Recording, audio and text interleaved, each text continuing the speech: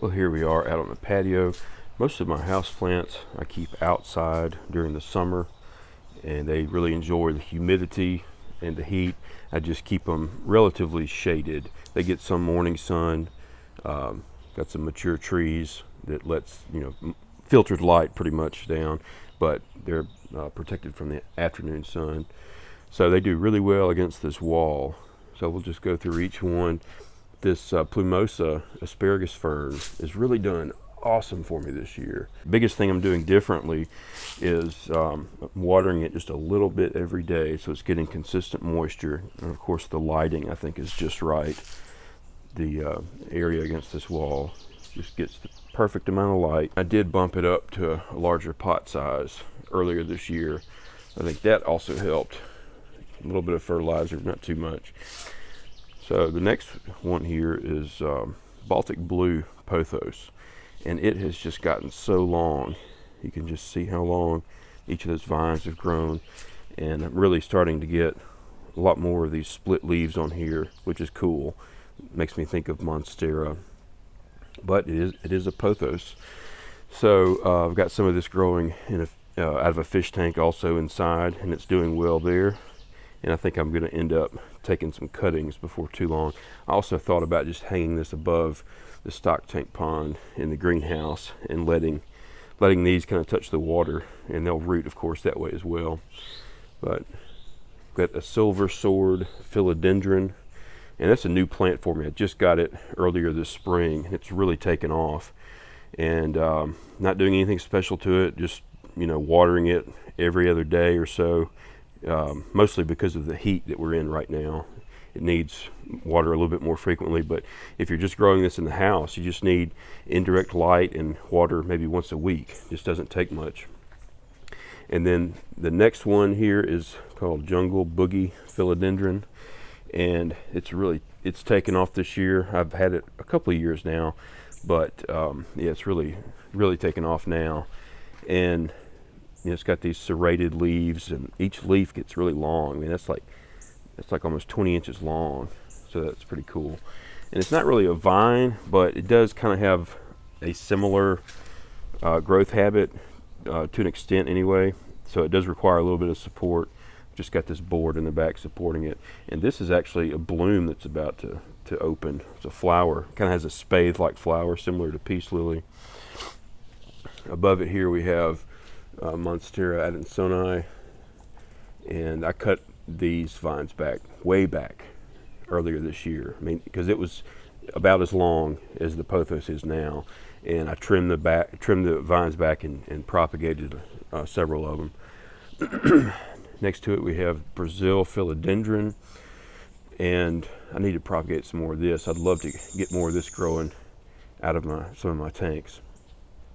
But they got the cool tricolor stem going on, and of course the variegated leaves. So this is definitely one of my favorite philodendrons, vining philodendrons. Below it we have Golden Goddess philodendron, and I've got some of these growing out of a fish tank as well, and they're doing amazing.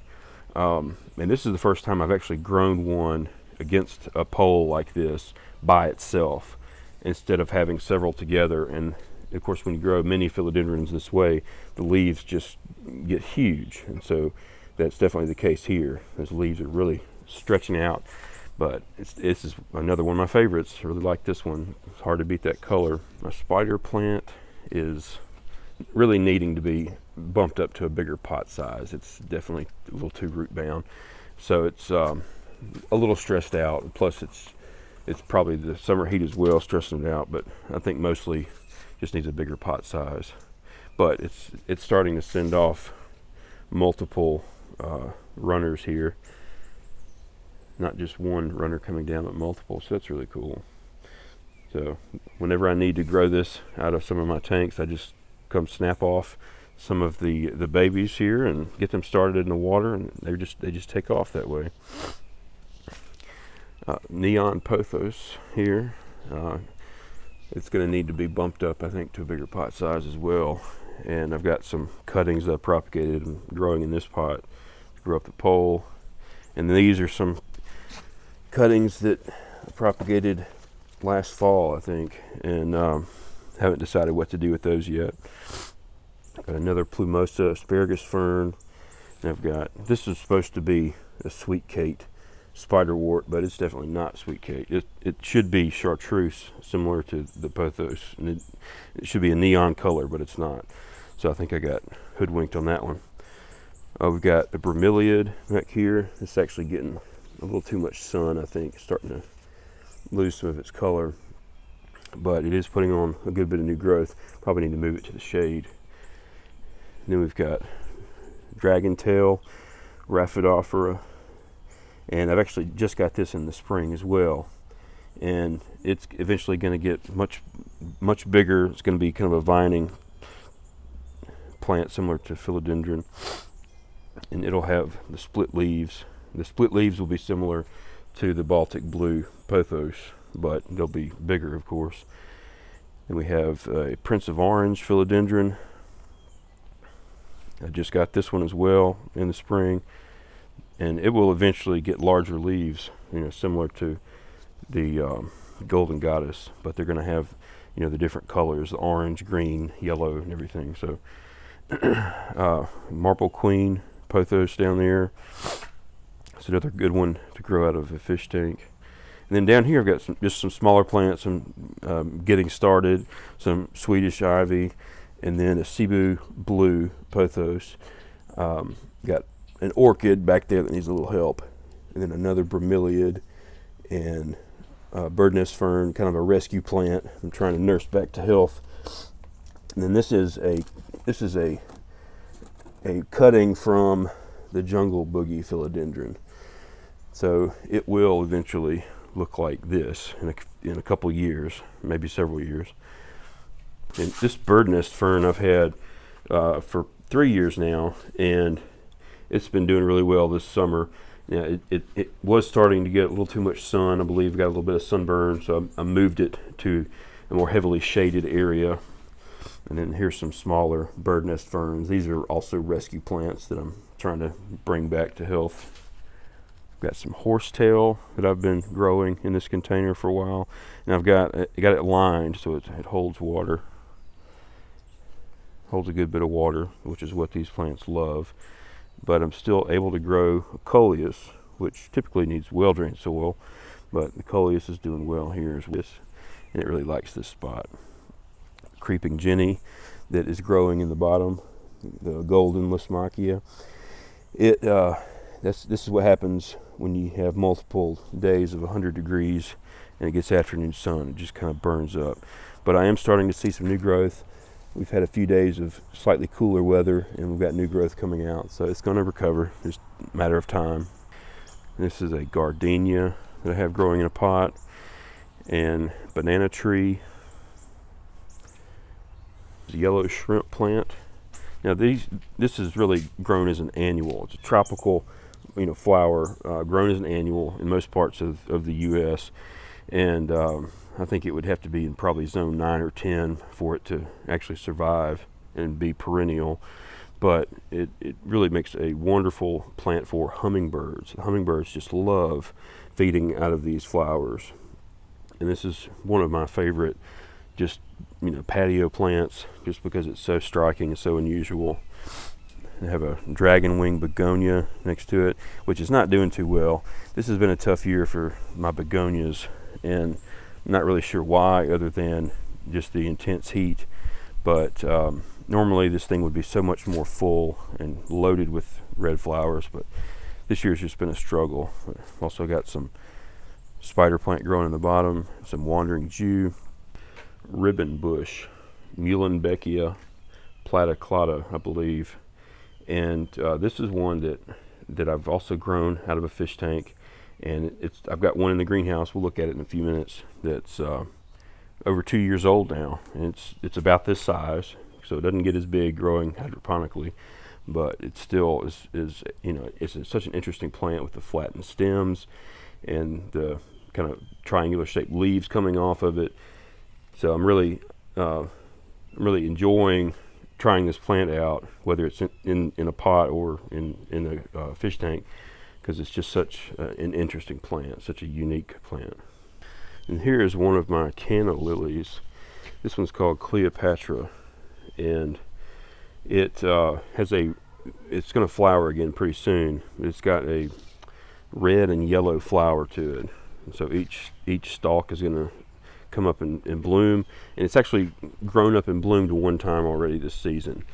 It was probably, I don't know, 6 feet tall, and I just, it started to play out, and so I just cut everything down to the bottom, to the soil level, and threw some fertilizer in there, and now this is like a secondary flush of growth.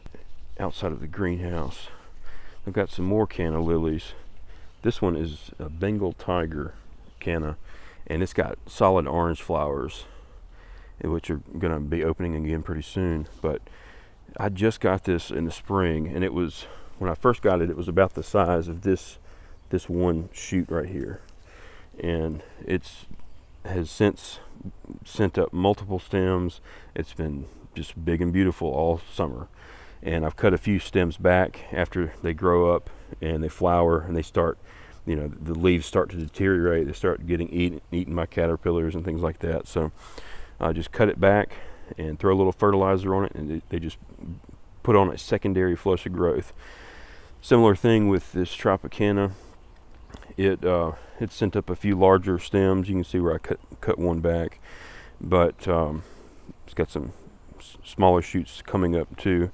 Now, I almost lost all of my Tropicana canna lilies in the winter, because we had such a hard freeze, and then in the spring, early spring, as the new shoots were coming up, we had another hard freeze, and it just almost killed all of it. Thankfully, I was able to rescue some of it, and I'm just trying to get the population back up. There's our resident garden spider.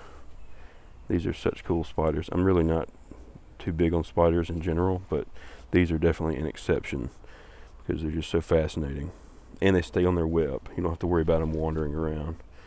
I've got Japanese maple, a green Japanese maple that I'm trying to bonsai here. You can see got the trunk shaped up a little bit, and I've just been keeping the growth trimmed back, and at some point I need to take it out of this pot and trim the roots. And these are some seedlings from a white star hibiscus. It's a variation of the red star hibiscus, which is a native wildflower to the southeast US. And so this one is going to flower white, and I just got the seeds in the spring and sprouted them, and I know it looks like marijuana, but I promise you it's not. So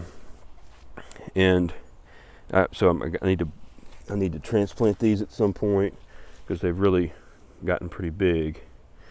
They're not going to flower this season. It's probably going to be next year before they flower, so I'm looking forward to that. I've got another Dracaena back there, a tricolored Dracaena, and these actually like a good bit of sunlight. So here, this is actually growing in a trash can, but the vines are completely covering it, and it is a purple sweet potato. The actual potato is purple, outside and inside. And so in the next few months, I'll be harvesting these, and I'm looking forward to seeing how many sweet potatoes I get out of growing it in this trash can. It's like a 20-gallon, 25-gallon trash can. And out of the top, I've got a purple salvia. This is a hybrid salvia. Garnetica is the species, and I've got some other Garnetica down here we'll see in a few minutes. But this is a new one for me. I've never grown the purple before, and of course the hummingbirds love it. And it's definitely played out for the season. It was definitely much more vibrant and full of blooms a few months ago, but we've had a solid month almost of over 100 degrees, and so it's taken its toll on a lot of plants. Back there I've got a giant Marconi pepper. It's a sweet pepper, and it can grow to about a foot long. So the actual pepper is like a foot long, and I've gotten a few off of it so far that are not quite that large, but what I'm going to do is try to overwinter it in the greenhouse Just kind of cut it down, leave it in the pot, cut it down, and overwinter it, keep it alive, and get it started again in the spring.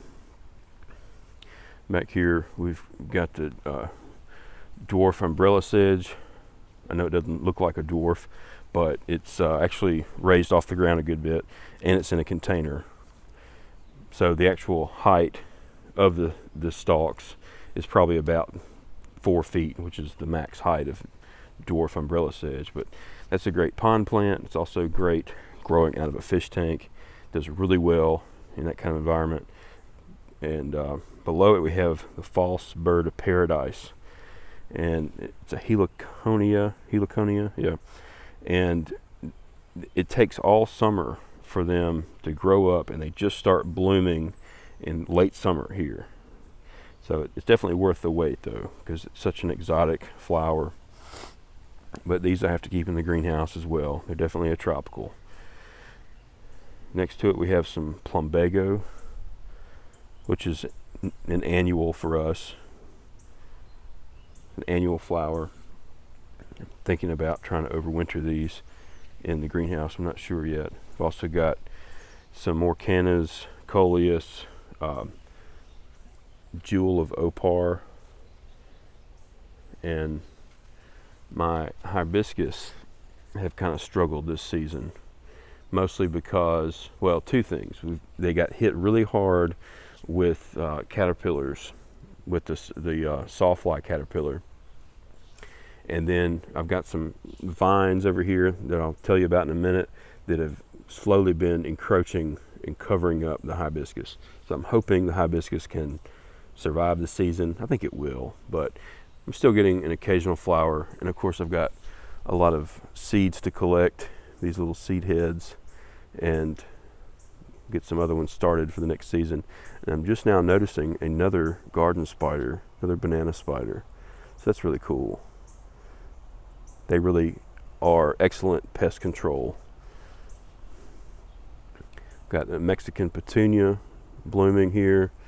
I've got some more in the back I'll show you, but a few straggling blooms left on the blue salvia. And in the early spring, or late spring, excuse me, this was just loaded with these blue flowers, and the hummingbirds were all over it, just swarming it. And it was it was really cool. Down here we've got some more coleus and some wandering jew, and we've got a red salvia. This is actually a native wildflower to the southeastern U.S. and probably to western U.S. as well. Yeah, native wildflower, the hummingbirds love it. It's easy to start from seed. These actually came up from seed that I had from a plant last year. So it definitely self-perpetuates. And this bed has just really kind of become a huge mass of stuff. But we have the vines in here. We've got two different vines. We've got loofah vine. It's a plant, it's a vine that actually produces, you know, a loofah sponge. So these fruits, these fruits dry up, and you harvest them and you peel them, and inside is the loofah sponge. Really a cool project plant to grow, especially with kids. You know, they love to see stuff like that. And the other flower is a moonflower vine, and it blooms at night, has solid white flowers, and they're very fragrant. And there's one that's going to be opening tonight, and the ones that were open last night have already, you know, they've curled up. They were wide open, but now they've curled up, and they will eventually produce a seed.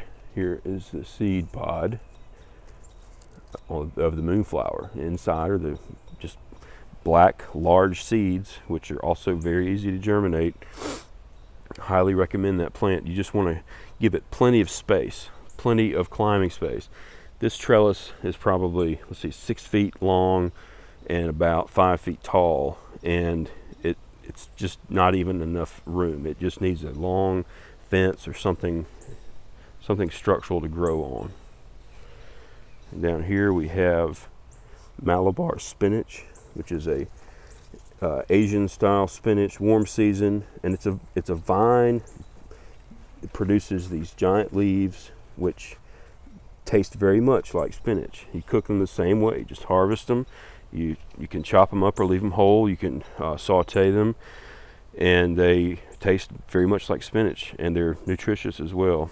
So it's nice to have a warm season option for a leafy green like this. So it's got some flowers that are about to open, and it produces a seed. The seed, of course, germinates very easily.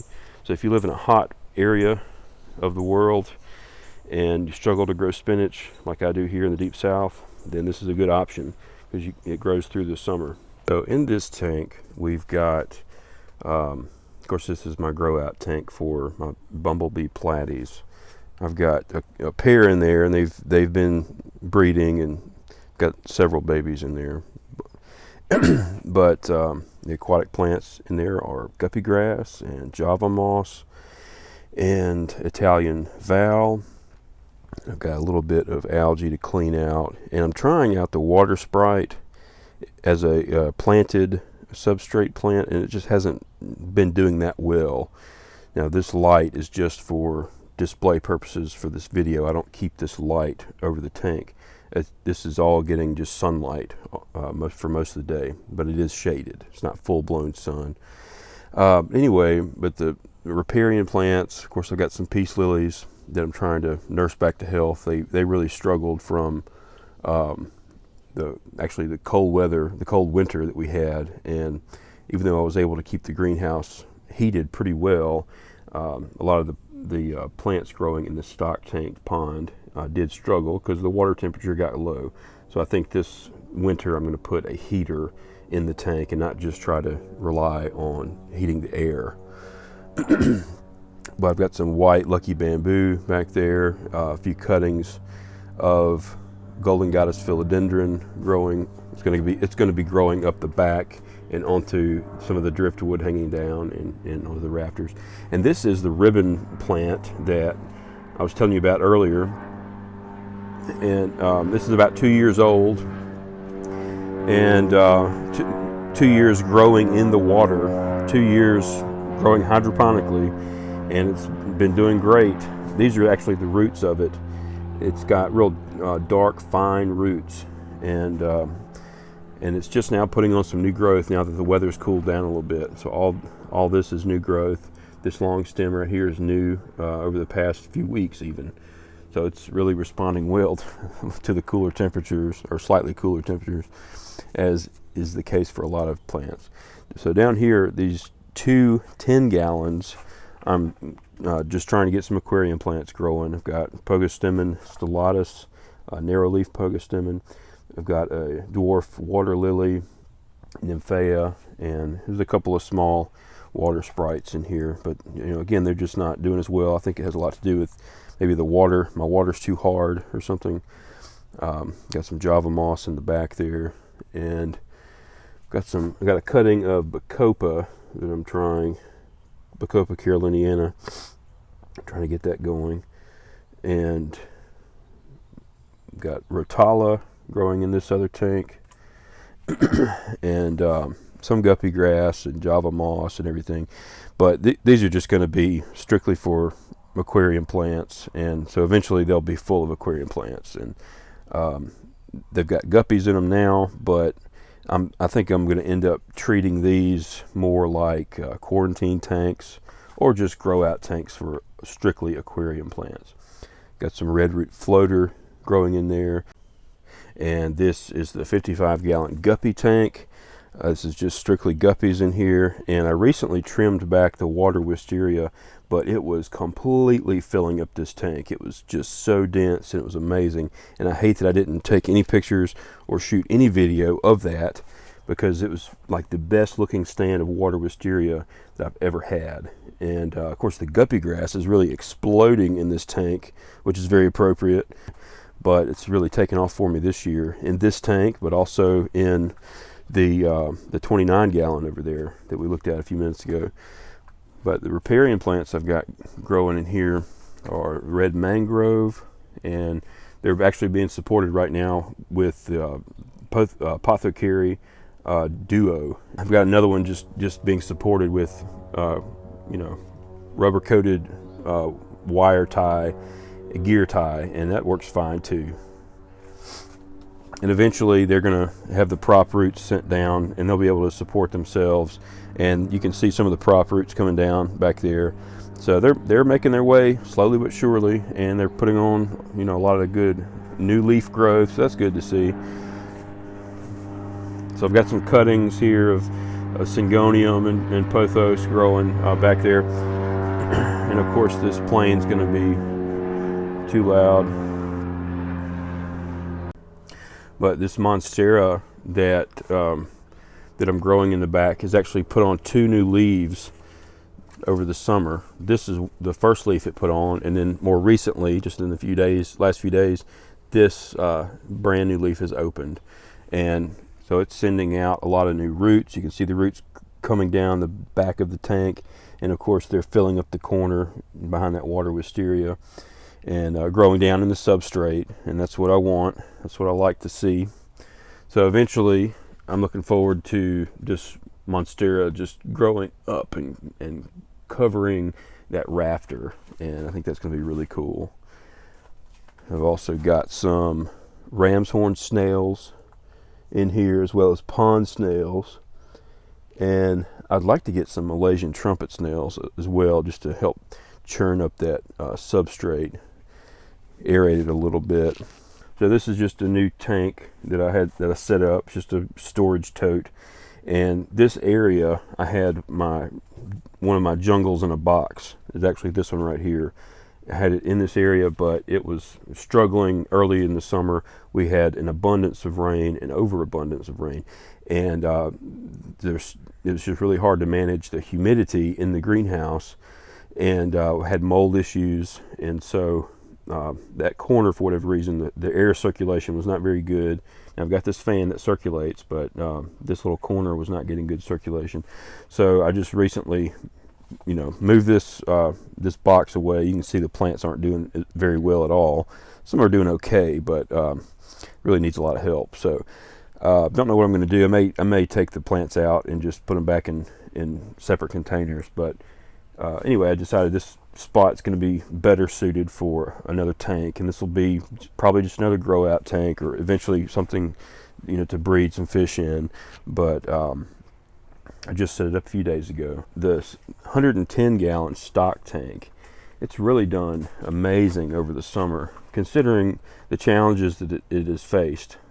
Primarily, as I mentioned earlier, the challenge of the cold winter that we had, and the water getting, you know, cold. And the water, you know, it got to, you know, mid 50s probably, and I was checking the temp on it, and it was about mid 50s each time I checked during the coldest part of the winter.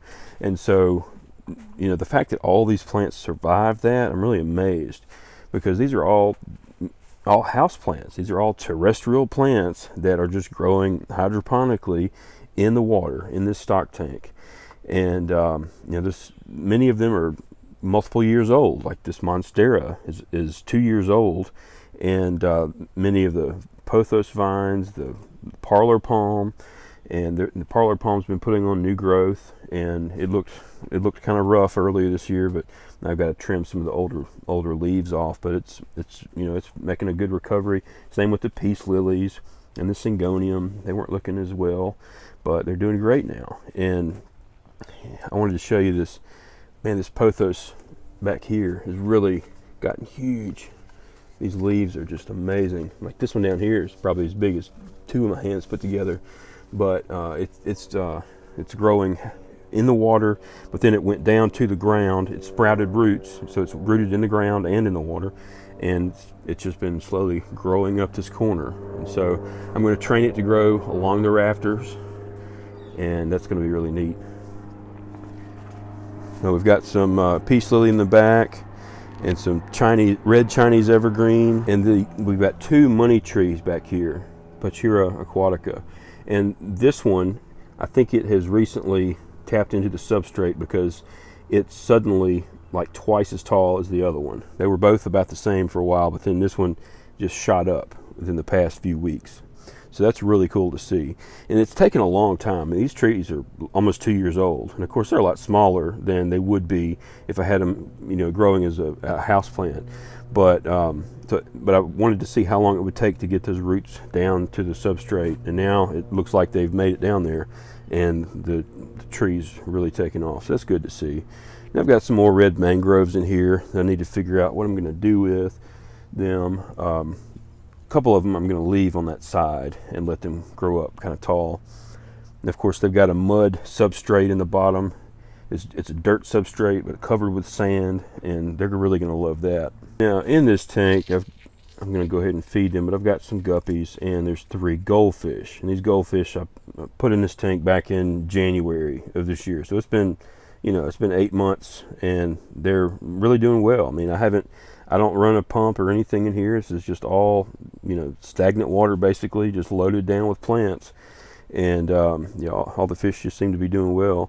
And I was not expecting the guppies to start reproducing in this pond again. But since I moved most of them over to the 55-gallon tank, the remnants that were left in here have just begun to thrive again. And I thought for sure that the goldfish were going to start predating on them, and they may still. These goldfish are going to end up being probably 12 inches long. They're shabunkins, so they're more of a pond goldfish. So I may still have issues with them predating, but that's okay. I don't mind if whatever happens in this tank. The goldfish can be the kings. I don't mind at all. Now, some of these other plants that I have growing in these boxes, they're overall they're doing really good. Some of them struggled with, like I said, the mold and mildew that we had trouble with earlier in the summer. But this ginger has been doing well, variegated ginger. I need to get some more of that growing out of a tank because it actually does well in a riparium setting. I've got a cutting from the silver sword philodendron that's really taken off. Got some more golden goddess philodendron growing up back there, and it's kind of struggled with the mold, surprisingly. Normally they're pretty resilient when it comes to high levels of moisture, but for some reason that golden goddess kind of struggled. But down here I've got a lot of cuttings of monstera and pothos and scindapsus, and this is pearl and jade pothos that's really taken off since I planted it here. Got some cuttings of Baltic blue in there, Baltic blue pothos. Now this philodendron psiloum has required constant pruning. It's probably not the best plant to put mixed in with all these others because it does tend to take over. But I've just been pruning off the older leaves, which I'm going to do here in a minute. Okay, that's a little bit better. Pruned off a lot of these older leaves, so that opens it up a good bit. So I have to do that from time to time. But this box is probably doing the best, this jungle box. And they've got this white butterfly syngonium that's starting to take off. Cuttings of neon pothos. Got some marble mojito syngonium growing there, and the Rhaphidophora tetrasperma, or the mini monstera, is really starting to take off. I want to take some more cuttings of that. I've got the red Chinese evergreen, and that's actually a large peace lily, and it was one that I tried growing in a riparium, and unfortunately it just, for whatever reason, didn't do well. I think I trimmed too much of the roots off, and I should have just left all the roots intact and adapted it to the water. But it did not do well, and so it's slowly making a recovery now that it's planted back in the soil. And anyway, so that's unfortunate, because I was really looking forward to having a giant peace lily coming out of a tank, but it just didn't work out that way. So down here I've got a few plants that I'm trying to nurse back to health, like another bird nest fern. Got to prune that stuff back. So it's been a challenge not to let this place get cluttered. And I've recently had to clean it out again, just kind of reorganize a little bit. But anyway, the buckets under here are kind of halfway filled with gravel, like pea gravel. And then inside I've got a few water plants. Like I've got some Marimo moss in this one. And then this one I've got the cuttings of the wisteria that I took out of this tank, and some marble queen pothos growing. So next time I need seasoned, mature substrate for anything, I'll just get it out of these buckets. Now I think this winter, for heating the greenhouse, of course I'm going to have to put a heater in this tank to try to avoid, you know, what happened last winter. But as far as heating these tanks, what I'm going to do is, I have a space heater. I may get another space heater. I'm just going to have them heat up the cinder blocks and push hot air underneath the tanks. And the idea being that the hot air is going to rise and keep the tanks relatively warm. These tanks don't have to be at an exact temperature, but I do want to keep them warmer than the mid 50s. So I think having those space heaters, just pushing that air under there, and I'm going to mount a fan here in the center ridge of this greenhouse. Have a fan just pushing the hot air back down, so I should get pretty good air circulation with that method. But we'll test it out and we'll see how it works out.